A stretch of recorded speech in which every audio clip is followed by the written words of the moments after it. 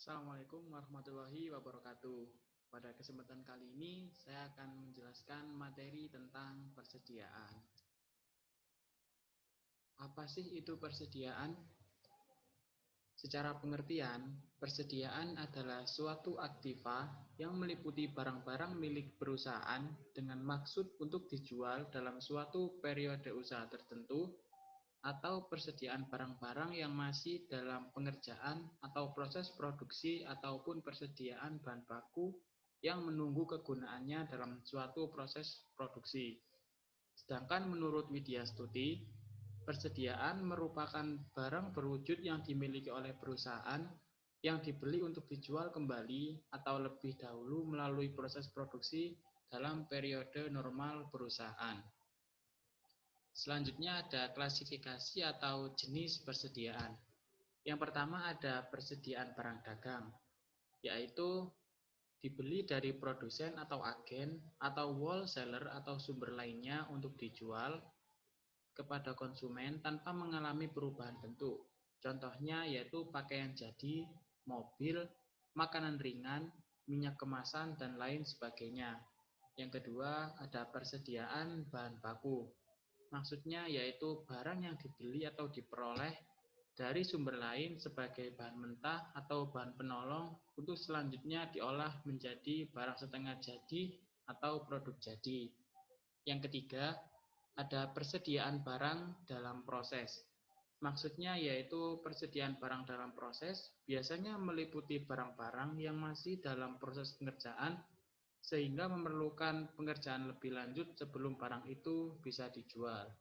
Yang terakhir yaitu yang keempat ada persediaan barang jadi, yaitu barang yang telah selesai diproduksi dan siap untuk dijual.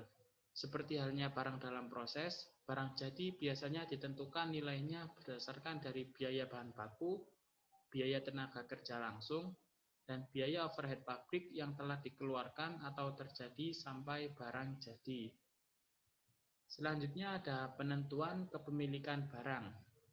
Yang pertama ada barang dalam perjalanan, dibagi menjadi dua, ada FOB shipping point atau hak atas kepemilikan barang berpindah pada pembeli ketika barang-barang tersebut keluar dari gudang penjual atau ketika barang telah diserahkan kepada pihak pengangkut atau ekspedisi. Dan yang kedua ada FOB destination, yaitu hak atas kepemilikan barang baru berpindah pada pembeli ketika barang-barang tersebut sudah sampai ke tangan pembeli. Lalu yang kedua ada barang yang dipisahkan.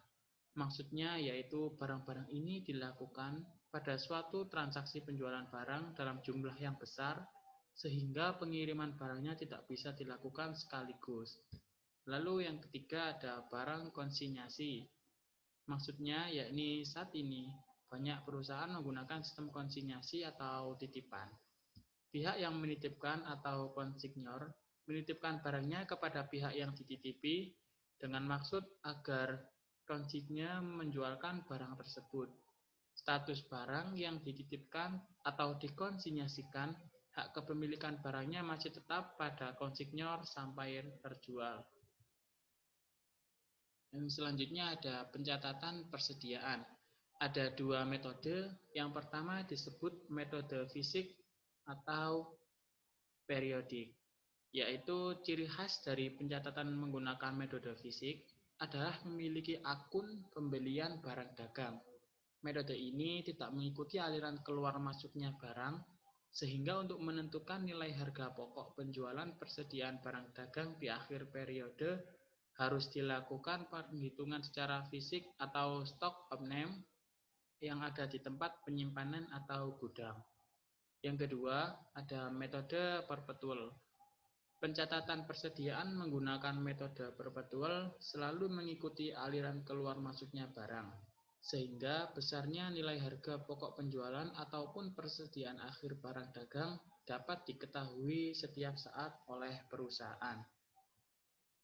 Selanjutnya ada penentuan kuantitas persediaan. Yang pertama, hal ini harus dilakukan oleh pemeriksa yang independen atau bebas dari pengaruh pihak lain. Yang kedua, harus ada kejelasan yang ada dalam kemasan atau jumlah barang. Yang ketiga, Perhitungan dilakukan oleh pegawai yang tidak bertanggung jawab atas persediaan barang di gudang. Selanjutnya ada penilaian persediaan barang berdasarkan harga. Yang pertama ada metode FIFO atau yang biasa dikenal first in, first out. Metode ini mengasumsikan bahwa nilai atas barang yang pertama diterima akan dikeluarkan pertama. Baik menggunakan metode pencatatan fisik atau perpetual tidak akan menimbulkan perbedaan nilai pada harga pokok penjualan atau persediaan akhir. Yang kedua, ada metode LIFO atau last in, first out. Metode ini mengasumsikan bahwa nilai atas barang yang pertama diterima akan dikeluarkan terakhir. Lalu yang ketiga ada metode rata-rata atau average.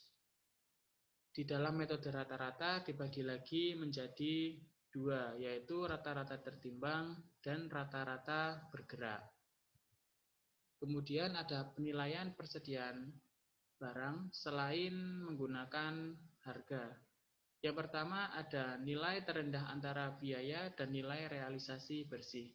Nilai realisasi bersih dihitung dari perkiraan harga jual dikurangi dengan seluruh biaya atau usaha yang dikeluarkan perusahaan untuk menjual barang dagang tersebut. Yang kedua ada metode taksiran.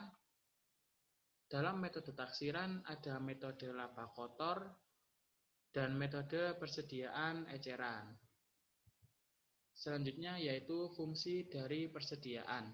Yang pertama, memisahkan bagian proses produksi, contohnya pasokan sebuah perusahaan yang berfluktuasi. Yang kedua, mendekouple perusahaan dari fluktuasi permintaan persediaan barang yang memberi pilihan bagi pelanggan atau konsumen perusahaan. Yang ketiga, menjaga pengaruh inflasi dan naiknya harga barang dagang. Yang terakhir ada tujuan persediaan. Yang pertama, menghilangkan resiko keterlambatan barang sekaligus memenuhi kebutuhan atau permintaan. Yang kedua, menjaga kelangsungan produksi agar perusahaan tidak mengalami kehabisan persediaan yang mengakibatkan berhentinya proses produksi dari perusahaan. Yang ketiga, memberikan layanan terbaik bagi konsumen atau pelanggan perusahaan yang membeli barang dagang perusahaan. Sekian materi persediaan yang dapat saya sampaikan. Atas kurang lebihnya saya mohon maaf. Wassalamualaikum warahmatullahi wabarakatuh.